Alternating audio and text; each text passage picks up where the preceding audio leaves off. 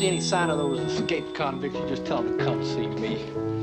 Now listen, Laverne, you don't have... Rick Hurst, the beloved American actor best known for his role as Deputy Cletus Hogg on the Dukes of Hazzard, has tragically passed away at the age of 79. A cherished figure among television audiences, Hurst's unforgettable charm lit up screens from 1980 to 1983, leaving behind a legacy of laughter and warmth that still echoes through American pop culture.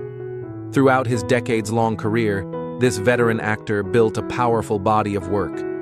From his breakout role in On the Rocks to appearances in MASH, The Wonder Years, and Steel Magnolias, Rick Hurst became a familiar face in American households. His portrayal of Cletus Hogg became more than a character. It became a cultural impact, etched into the hearts of fans across generations. His death was confirmed by his former wife, Candice Kanyeki, and co-star Ben Jones. Hurst passed away unexpectedly on the morning of June 26th, just days before he was scheduled to attend a fan event at Cooter's Place, a poignant reminder of his continued bond with audiences. Though never a headline seeker, Hurst lived with quiet strength.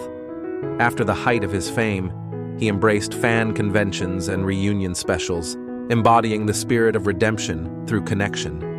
He continued to share his joy with the public, proving that legacy is not built by fame alone, but by kindness. Rick Hurst is survived by his son, actor Ryan Hurst. Tributes pour in from across the country, remembering him as a veteran mentor and an American legend. In every smile he sparked and every laugh he earned, Rick's memory lives on, a gentle soul who, even in passing, reminds us of television's golden heart.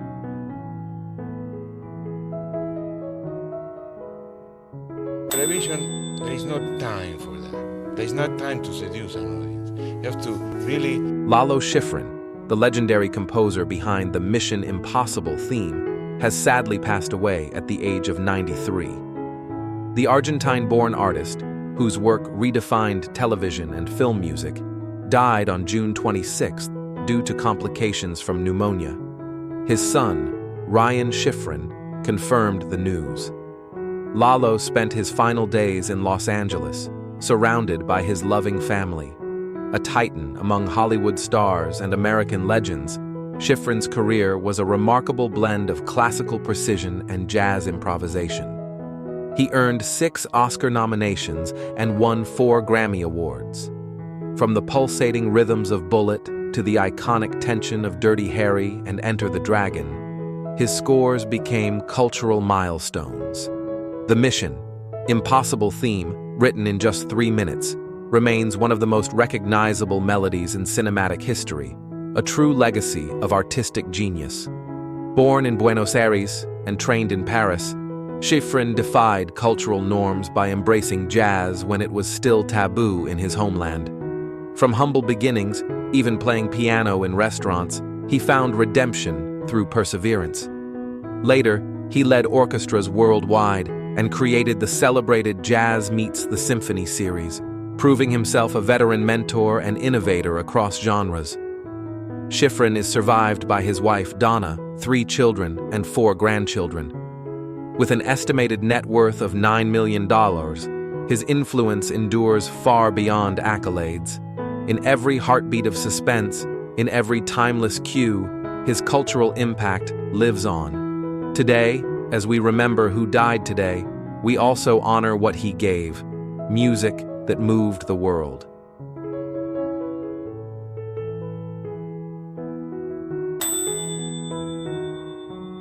Bobby Sherman, the iconic teen idol and Here Come the Bride star, has tragically passed away at the age of 81. His wife, Brigitte Poublon, confirmed that he died after a courageous battle with stage 4 kidney cancer. He spent his final moments at home, holding her hand, surrounded by love and grace. Rising to fame in the 1960s, Sherman became a fixture of American pop culture, gracing magazine covers and teenage bedroom walls.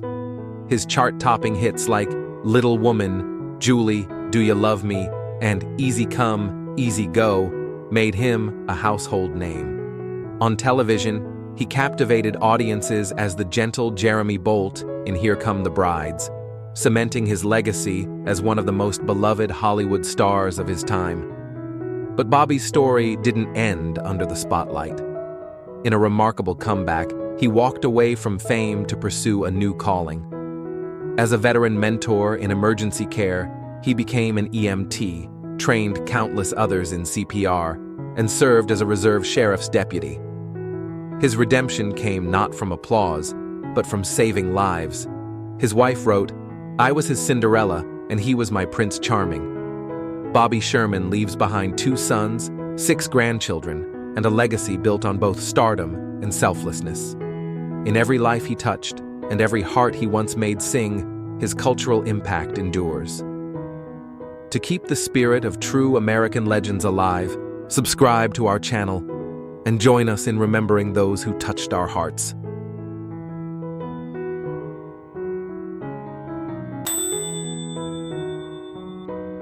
Rebekah Del Rio, the mesmerizing voice behind Lorando in Mulholland Drive, has tragically passed away at the age of 57.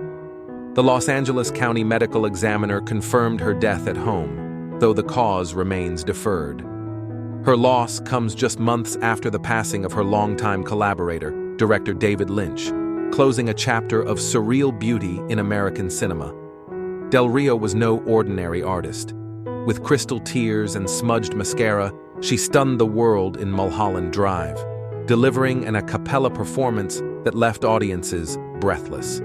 Her appearance as the siren of Club Silencio became an iconic moment in film history, a cultural impact still studied and revered. She later returned in Twin Peaks: The Return, performing the haunting ballad No Stars. Behind the acclaim was a life shaped by heartbreak and redemption. A car accident ended her Nashville dreams, and in 2009, she lost her son Philip to cancer. Yet, Del Rio never stopped singing. She worked with legends like Danny Elfman and Il Divo, and released emotionally charged music until her final days, including a charity performance just weeks before her passing.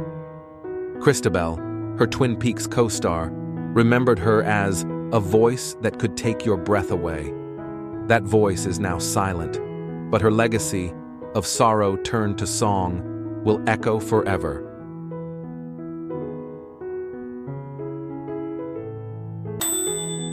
Joe Marinelli, the beloved character actor from General Hospital in Santa Barbara, has sadly passed away at the age of 68.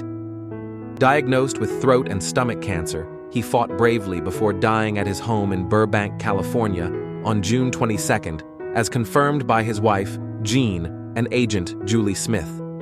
This soap opera icon and veteran mentor leaves behind a legacy of grace and artistic integrity. A devoted actor and Hollywood star, Marinelli built a steady career across decades. He broke through with Santa Barbara as Bunny Tagliotti, 1988-1990, a bold soap opera role that showed his fearless artistry and cultural impact.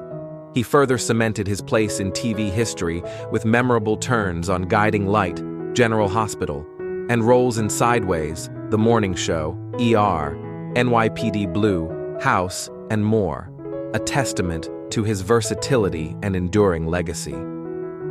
Despite serious illness, Joe never let his passion fade. He continued working through his cancer diagnosis, proving a final comeback that demonstrated his dedication. Colleague Mark Duplass shared that, on The Morning Show, they were spiritually aligned, while director Alexander Payne remembered he had a heart as big as the ocean.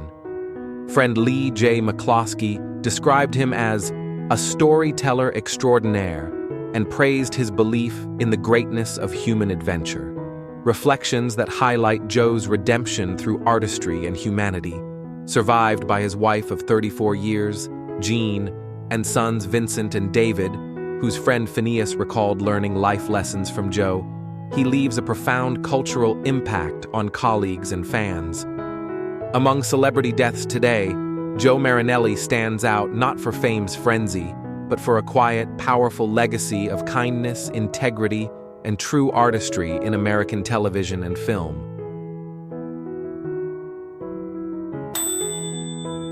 Lynn Hamilton, the graceful actress who brought depth and dignity to American television, has sadly passed away at the age of 95. Known for her heartfelt portrayal of Donna Harris, the devoted fiancée of Fred Sanford on Sanford and Son, Hamilton became a gentle, unforgettable presence in countless American homes. Her death on June 19th was confirmed by publicist Calvin Carson. She passed peacefully at her home in the Chicago area, surrounded by loved ones. A true veteran of the screen, her life spanned decades of television history and profound cultural change. Born in 1930 in Yazoo City, Mississippi, and raised in Chicago Heights, Hamilton studied acting at the Goodman Theater before launching a Broadway and TV career. She starred not only in Sanford and Son, but also in Generations, the first black soap opera, and had recurring roles on The Waltons, The Golden Girls, Curb Your Enthusiasm, and Cold Case. Her work inspired generations and reflected a quiet defiance of industry limitations. Hamilton once shared, "I will not do a part I cannot find virtue in." Her life mirrored that standard, one of integrity, comeback, and deep artistic commitment. Lynn Hamilton's journey, from Chicago stages to beloved roles on screen, leaves behind a legacy of grace, quiet strength, and cultural impact.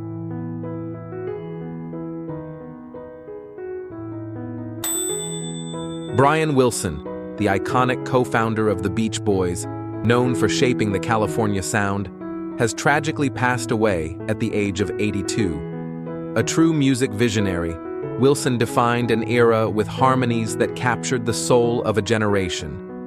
His career began in the early 1960s, alongside his brothers, cousin, and a friend. Together, they became the Beach Boys, a band that brought surf, sunshine, and layered symphonies to the airwaves.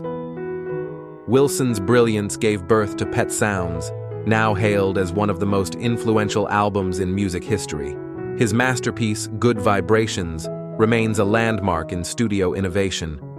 Over the years, he earned 2 Grammy Awards and a place in the Rock and Roll Hall of Fame, a testament to his cultural impact. His passing was confirmed on June 11th by family and longtime bandmate Al Jardine.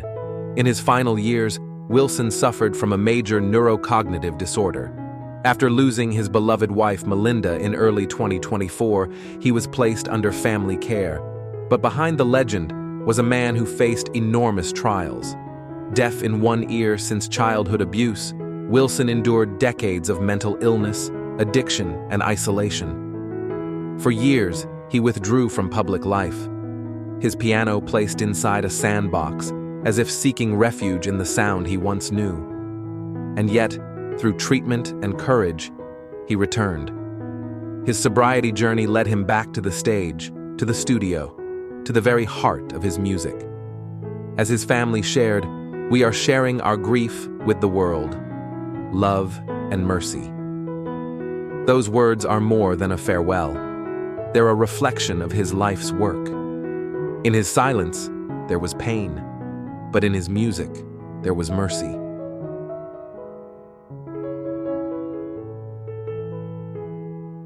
They thought it was real, but I knew how to take the fall and land on my elbows and my knees. Chris Robinson, the beloved TV actor best known for 12 O'Clock High, General Hospital, and The Bold and the Beautiful, has sadly passed away at the age of 86.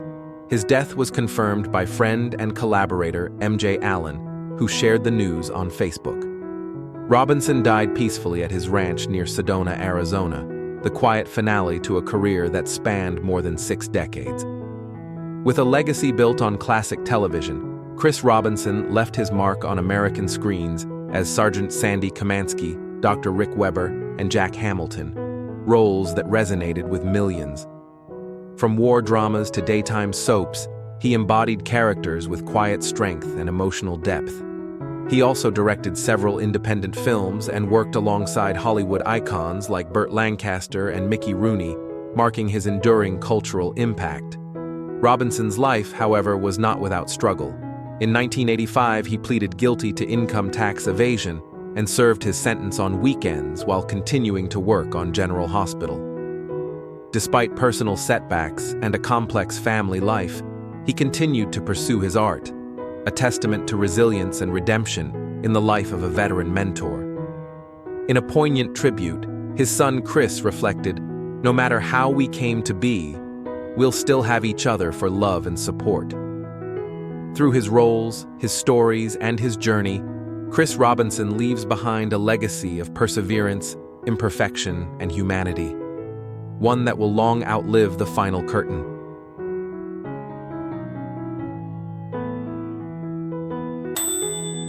Wayne Lewis, the founding voice behind R&B legends Atlantic Starr and the sound of timeless love ballads, has tragically passed away at the age of 68. His death on June 5, 2025, was confirmed by the group's official Facebook page and a representative to People. Though the cause of death has not been made public, fans across generations are mourning the loss of a quiet giant in soul music. Wayne Lewis helped shape the cultural impact of late 20th century R&B. As a singer, songwriter, and musical leader, he was central to Atlantic Starr's golden era. With hits like Secret Lovers and the chart-topping Always, the group became a staple of wedding playlists and slow dance memories, blending soul and pop with unmatched warmth. Even as spotlight faded over the years, Lewis continued to perform, with appearances as recent as 2023, showing remarkable devotion to his legacy. Though not known for media headlines, his quiet resilience and lifelong commitment to music spoke louder than words. In his own way, Wayne Lewis embodied a redemption arc not of scandal, but of steady purpose, a veteran mentor who stayed true to his sound. In the group's tribute, they wrote simply, "Please keep the family in your prayers." And for fans, that prayer carries the soft echo of his voice, one that made love feel eternal and helped music become memory.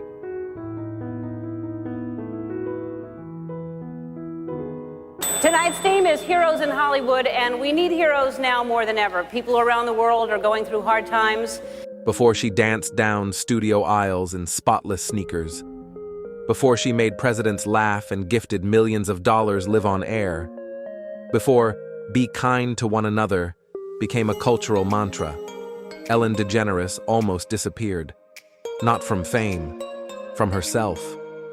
There was a time when she couldn't get out of bed, when a single headline threatened to erase 2 decades of joy, when grief visited not just her family, but her entire production floor. And yet, somehow, she came back, not as a comeback queen, but as a woman rebuilding brick by brick, her health, her voice, her legacy. In today's tribute, we don't just look back, we look deeper, at the child who whispered jokes at dinner, at the rising star who cracked late-night television, at the cultural icon who broke barriers, and then was broken by them. And now, at 67, Ellen is once again rewriting her story, not in studio lights, but in early morning walks with her rescue dog, in handwritten journal entries, and in a glass-walled cottage called Studio M. If Ellen DeGeneres ever made you smile, this is the story behind the smile. And if she inspired you, even once, leave a comment.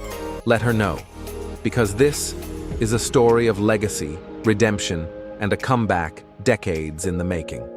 She was born Ellen Lee DeGeneres, January 26, 1958, in the humid suburbs of Metairie, Louisiana. A place of jazz drifting through cracked windows and street musicians turning sidewalks into stories. Her mother, Betty, was a speech therapist. Her father, Elliot, an insurance agent with a knack for dry puns. Dinner wasn't just dinner, it was a language lab. Betty practiced diction drills at the table.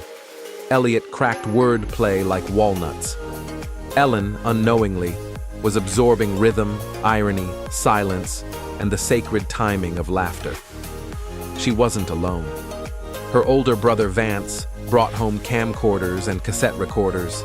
They staged backyard skits, mocking neighbors and mimicking newscasts. Those childhood performances weren't just play, they were training grounds for resilience. Her first monologue? Probably under a clothesline, to an audience of folding chairs and dogs. That was her first theater. Her first standing ovation came from the kitchen. Oh yeah, I got kicked out of show business. Yeah. But the first deep fault line in her life came in 1973, when she was 13. Her parents divorced. Betty moved her to Atlanta, Texas, leaving Vance and Elliot behind. The move shattered her safety net. The jazz faded.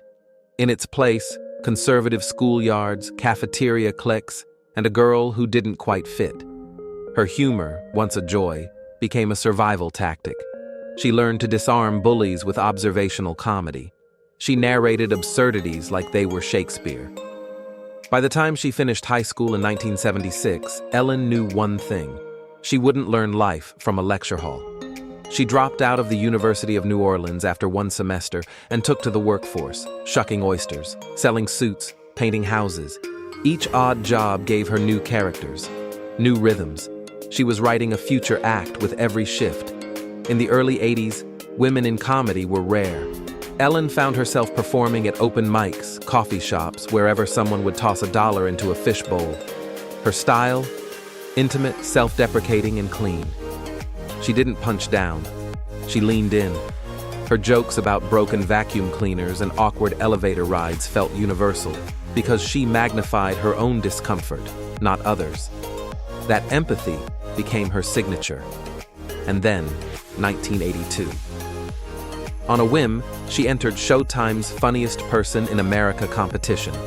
Her set, a 3-minute ode to the tragedy of losing a contact lens, she beat seasoned comedians. And just like that, at 24, Ellen became a national name. Her big break came 4 years later on The Tonight Show starring Johnny Carson. After her set, Carson did something rare. He invited her to the couch. It was a gesture of approval that comedians spent lifetimes chasing. And in that moment, under the studio lights, Ellen traced an emotional line back to her father's dinner table, to a cafeteria in Texas, to a fishbowl at a coffee house. That was the beginning of her cultural impact. In 1994, ABC gave her a sitcom, These Friends of Mine, later renamed simply Ellen. It was charming, offbeat, and built around her stand-up rhythms. But the episode that changed everything aired in 1997. The puppy episode. Ellen Morgan and Ellen herself came out as gay. The announcement, made over an airport PA system, thundered through American television. Over 42 million watched. Some affiliates refused to air it. Advertisers pulled back. But the moment cracked something open, Primetime's closet door. For Ellen, it was terrifying and freeing. For millions, it was transformational. The legacy of that moment still echoes in every LGBTQ+ storyline that followed. And for a while, she was on top. Appearances, interviews, headlines. She had become more than a comedian. She was a movement in motion. But as we'll see in part 2, when someone becomes a symbol, they often stop being seen as a person. And when the spotlight shifts, it can cast shadows you never saw coming. But fame has a way of testing those who seem strongest. In 1998, just 1 year after her historic coming out, ABC canceled Ellen. Ratings had dipped. Backlash was brewing. What had felt like a cultural breakthrough now carried a silent cost. Behind closed doors, Ellen spiraled into what she would later call a situational depression. "I couldn't get out of bed," she admitted in a later interview. "I didn't know if anyone would ever hire me again." Therapy, once a curiosity, became non-negotiable. She turned to meditation, daily, disciplined. At a time when mental health was rarely discussed on television, especially by someone known for dancing through life, Ellen began the first chapter of a private sobriety journey, not from substance, but from expectation. She stopped chasing applause and started chasing stillness. Physically, the toll of performance showed too. Chronic back pain began to shadow her daily routine, traced back to a childhood tailbone injury and years of standing on unsupportive comedy club floors. An MRI revealed degenerative disc issues. Running gave way to Pilates. Ellen swapped stage dives for swimming laps, learning how to move without hurting. Then came COVID-19 in 2020. She tested positive. Production halted. At home in Montecito, Ellen documented her symptoms: fatigue, body aches, and a pain in her back so intense she said it felt like I'd been hit by a truck. The virus didn't hospitalize her, but it forced her to pause. And in that pause, she made a choice: to rebuild her legacy on a different foundation. That same year, a far deeper rupture struck, one not caused by a virus, but by voices.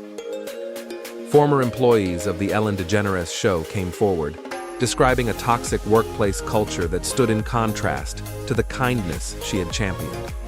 For Ellen, the backlash was seismic. It felt like losing an invisible limb, she later confessed. The betrayal wasn't just public, it was personal. Her identity as the nice one crumbled under scrutiny. Internal investigations followed. Producers were dismissed. Ellen issued a public apology, but the damage was done. In 2022, she made a choice that shocked many. She ended the Ellen DeGeneres show after 19 seasons, saying, "It's time to say goodbye to a version of myself." This was more than a finale. It was a reckoning, a surrender, and in time, the beginning of something new. Off camera, grief deepened. In December 2022, her longtime DJ and co-executive producer, Stephen "Twitch" Boss, died unexpectedly. Ellen shared the news from her living room in a raw, unrehearsed video. "He was light," she whispered. "He was my friend." The studio where they once danced now felt cavernous. She privately funded grief counseling for staff. She stopped recording. She started journaling, by hand, every night. And in that quiet, a new Ellen emerged. She returned to stand-up, slowly, carefully, writing punchlines on oversized index cards, the same method she used at the start of her career. The past wasn't erased, it was studied. In November 2024, her Netflix special, Ellen DeGeneres Reset, premiered to sold-out theaters and critical acclaim. It wasn't just funny, it was confessional, a culture critique wrapped in laughter, a woman saying, "I am still here." She also turned her focus outward.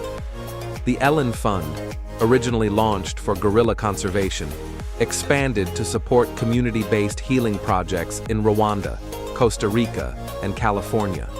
She underwrote teletherapy programs for LGBTQ youth in rural areas, drawing from her own isolation in small-town Texas. When asked why, she said simply, "I know what it feels like to think no one sees you." At 66, her habits had changed. Mornings began with a walk across hillside trails, her rescue dog, Kid, by her side, earbuds tuned not to pop songs, but to the sound of ocean waves. 2 afternoons a week, she disappeared into Studio M, a minimalist cottage where phones stayed outside and gratitude journals remained open. "Sometimes I only write 3 lines, she said in a 2025 appearance on Colbert, "but they remind me I'm still paying attention." She traded the chaos of 5-day tapings for the stillness of breathwork. She monitored her cholesterol, her hormone levels, her heart rate variability. The woman once powered by crowds was now fueled by consistency, clarity, and conservation. Her comeback was not a return, it was a reset, a deeper, wiser reinvention from someone who had learned that even joy must be tended like a garden, from scandal to silence, from silence to selfhood. This was Ellen's redemption arc. That reinvention didn't happen on a stage, it happened in silence. Today, Ellen DeGeneres lives far from the roar of live tapings in a 13-acre estate in Montecito, California. Her days begin not with audience applause, but with the soft sound of gravel underfoot as she walks the hillside trails with her rescue dog, Kid. She wears the same white sneakers, clean as always, but now they tread earth, not studio floors. In her ears, not chart-topping hits, just waves, ambient, quiet. Stillness has become her new rhythm. She spends mornings in her writing studio, Studio M, a converted stable lined with windows and peace. There, she outlines new stand-up routines on oversized index cards, returning to the tactile ritual that once launched her career. Nearby, Portia de Rossi, her wife since 2008, paints in encaustic layers, soft edges, bold shapes, mirroring the emotional texture of a life rebuilt. In the afternoons, Ellen shifts from storytelling to stewardship. Her company, a very good production, now co-finances docuseries like Guardians of the Giraffe, spotlighting climate migration and endangered wildlife. Through the Ellen Fund, she grants microloans to local women leading ecological projects. She doesn't post about it. She doesn't brand it. She funds it. One of her most personal projects is a teletherapy initiative for LGBTQ+ youth in rural areas, run through UCLA. "I know what silence feels like," she says. "I want someone else's silence to be shorter than mine was." These are not grand gestures. They're precise, lasting contributions. Her cultural impact has shifted from mainstream visibility to quiet sustainability. She mentors younger comedians and showrunners as a veteran mentor for NBC Universal's talent incubator. Her feedback is known to be blunt but warm. She's taught hosts how to pause, how to breathe, how to make kindness land without performance. One mentee called her a lighthouse in sneakers. And behind it all, Ellen is writing. Her memoir, tentatively titled Punchlines and Pause Buttons, unfolds one page at a time in Studio M. Early chapters explore reinvention. Later ones confront accountability. It's not about image, it's about integration. "Turns out," she joked on Colbert, "life after daytime is like a flight with extended turbulence. You're grateful for a good seatbelt and the view out the window. Health is no longer a background detail, it's a blueprint." Ellen monitors her cholesterol, bone density, and heart rate variability. She's replaced late-night rewrites with infrared sauna sessions and guided breathwork. "I only write 3 lines in my journal some nights," she once said, "but they remind me that I'm still here, still paying attention." That, too, is a sobriety journey, staying present without distraction. She's no longer chasing the center of the stage, but her legacy is firmly planted. Her Netflix special was a triumph. Her docuseries is in post-production. Her mentorship shapes new voices. Her conservation work restores real habitats. Her mantra still echoes, "Be kind to one another." It's printed on mugs, on t-shirts. But more than that, it's imprinted in moments. A scholarship here, a sanctuary there, a saved life no one will ever tweet about. And perhaps the most cinematic image isn't from television at all. It's Ellen on a weekday morning, standing still, her dog at her side, a notebook in hand, no makeup, no cameras, just a breeze brushing through eucalyptus branches and the faint sound of hummingbirds in slow motion, captured as always on her iPhone. This isn't a comeback, it's a homecoming, because some legacies aren't built on applause. They're built on what we choose to rebuild after the silence. If Ellen's story moved you, remind her, share a comment, pass it on. And if you haven't yet, subscribe to this channel. There are more stories like this waiting, stories of redemption, reinvention, and the quiet courage that outlives fame.